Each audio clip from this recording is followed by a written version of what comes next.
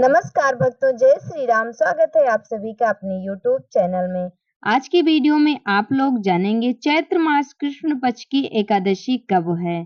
इस महीने में पाप मोचनी एकादशी कब पड़ रही है, 25 तारीख को या फिर 26 तारीख को। 11 कब की है, आइए जानते हैं सही तिथि, शुभ मुहूर्त, पूजा विधि, महत्व और एकादशी पारण के समय के बारे में। पाप मोचनी एकादशी के दिन क्या करना चाहिए और क्या नहीं करना चाहिए, संपूर्ण जानकारी एक ही वीडियो में प्राप्त कर लेंगे। तो बिना देरी किए हुए वीडियो को शुरू करते हैं। आप लोगों से निवेदन है कि वीडियो को बिना स्किप किए हुए पूरी देखिएगा, तभी आप लोगों को संपूर्ण जानकारी प्राप्त होगी और माता लक्ष्मी और भगवान विष्णु जी की कृपा भी प्राप्त होगी। एकादशी व्रत यानी कि वैष्णव पाप मोचनी एकादशी का व्रत 26 मार्च को किया जाएगा। चैत्र मास की कृष्ण पक्ष की एकादशी को पाप मोचनी एकादशी कहा जाता है। इसे वैष्णव पाप मोचनी एकादशी भी कहते हैं। इस दिन भगवान विष्णु और माता लक्ष्मी की पूजा की जाती है। भगवान विष्णु और माता लक्ष्मी जी की पूजा से पापों से मुक्ति मिलती है और धन संपत्ति का सुख प्राप्त होता है। आइए जानते हैं पाप मोचनी एकादशी व्रत की तारीख और महत्व, साथ में जानेंगे पूजा विधि विस्तार से। चैत्र मास की कृष्ण पक्ष की एकादशी तिथि को पाप मोचनी एकादशी के नाम से जाना जाता है। इस दिन जगत के पालनहार श्री हरि विष्णु जी की पूजा की जाती है और साथ में माता लक्ष्मी की भी पूजा की जाती है।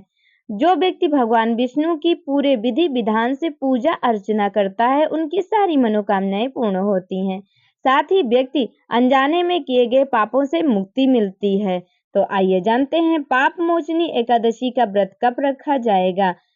तो पाप मोचनी एकादशी तिथि का प्रारंभ सुबह 25 मार्च को 5:06 पर होगा।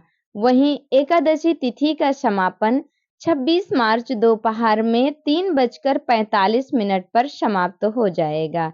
उदया तिथि के अनुसार 25 मार्च को ही पाप मोचनी एकादशी का व्रत किया जाएगा। इस दिन आप लोग व्रत रख सकते हैं और व्रत का पारण अगले दिन यानी 26 मार्च को दोपहर में 12 बजे के बाद किया जाएगा। तो इस प्रकार से एकादशी का व्रत रखा जाएगा। अब आइए जान लेते हैं कि पाप मोचनी एकादशी का महत्व क्या है। पाप मोचनी एकादशी व्रत करने से व्यक्ति के सारे पाप मिट जाते हैं। साथ ही इस दिन माता लक्ष्मी और भगवान विष्णु की पूरे विधि विधान के साथ पूजा अर्चना करने से व्यक्ति को धन संपत्ति का सुख भी मिलता है। साथ ही माता लक्ष्मी जी का वास घर में होता है, इसलिए एकादशी व्रत अवश्य ही करना चाहिए। ये था पाप मोचनी एकादशी व्रत का महत्व। अब आइए जानते हैं पाप मोचनी एकादशी पूजा विधि के बारे में। पूजा विधि इस प्रकार है। सुबह ब्रह्म मुहूर्त में उठकर स्नान कर लें। इसके बाद भगवान सूर्य को जल अर्पित करके व्रत का संकल्प लें। फिर मंदिर की साफ सफाई करके घर के मंदिर में दीप प्रज्वलित करें। भगवान विष्णु और माता लक्ष्मी का गंगा जल से अभिषेक करें। इसके बाद दोनों को वस्त्र अर्पित करें और माता लक्ष्मी को श्रृंगार की सामग्री भी अर्पित करें। भगवान विष्णु और माता लक्ष्मी को मिठाई से भोग लगाएं। फिर व्रत कथा तथा पाठ करके अंत में भगवान की पूरी श्रद्धा के साथ आरती करें। अंत में जितना ज्यादा हो सके लोगों को प्रसाद बांट दें। इस प्रकार से ये थी पूजा विधि।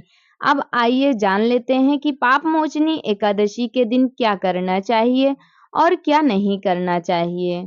सबसे पहले जानते हैं पाप मोचनी एकादशी के दिन क्या करें। ब्रह्म मुहूर्त में स्नान कर व्रत का संकल्प लें। व्रत के दिन शुद्ध और स्वच्छ वस्त्र धारण करें। भगवान विष्णु की प्रतिमा का गंगा जल पंचामृत से अभिषेक करें। फिर तुलसी के पत्ते और फूल चढ़ाकर पीले वस्त्र अर्पित करें। धूप दीप चंदन और नैवेद्य अर्पित करें। विष्णु सहस्त्र नाम, भगवत गीता और एकादशी व्रत कथा का पाठ करें। उपवास रखें या फलाहार करें। सामर्थ्य के अनुसार अन्न, चावल, मसूर दाल, लहसुन, प्याज और तामसिक भोजन ना करें। जरूरतमंदों को अन्न, वस्त्र और धन का दान करें। रात को जागरण कर भगवान का भजन कीर्तन करें। अगले दिन सूर्योदय के बाद और मध्याह्न से पहले व्रत का पारण करें। ब्राह्मण और जरूरतमंदों को भोजन कराकर दान दें। अब जानते हैं पाप मोचनी एकादशी के दिन क्या नहीं करना चाहिए। एकादशी के दिन चावल, मांस, मछली, प्याज, लहसुन और अन्य तामसिक भोजन न खाएं। एकादशी के दिन झूठ न बोलें और किसी को दुख न पहुंचाएं। एकादशी के दिन किसी भी प्रकार का नशा न करें। एकादशी के दिन क्रोध न करें और शांत रहें। एकादशी के दिन में सोए नहीं। एकादशी का व्रत करने के बाद संकल्प न तोड़ें और फालतू बातें न करें। इस प्रकार से थी एकादशी यानी पाप मोचनी एकादशी व्रत के बारे में संपूर्ण जानकारी। तो भक्तों, ये वीडियो यहीं तक थी। आप लोगों को कैसी लगी कमेंट करके जरूर बताएं। कमेंट बॉक्स में जय श्री हरि विष्णु या फिर जय माता लक्ष्मी लिखना बिल्कुल भी ना भूलें। हमारे साथ जुड़े रहने के लिए धन्यवाद। वीडियो अच्छी लगी होगी तो लाइक कर लेना, चैनल पर नए हो तो सब्सक्राइब कर लेना। भगवान विष्णु और माता लक्ष्मी की कृपा सभी भक्तों पर बनी रहे, इसी मनोकामना के साथ ये वीडियो यहीं तक। मिलेंगे अगली वीडियो में, तब तक के लिए हमारे साथ प्रेम से बोलिए जय जय श्री हरि विष्णु, जय माँ लक्ष्मी। भगवान विष्णु और माता लक्ष्मी सब पर अपनी कृपा बरसाए रखें। हमारे साथ जुड़े रहने के लिए सभी भक्तों को दिल से धन्यवाद और सभी को जय श्री राम।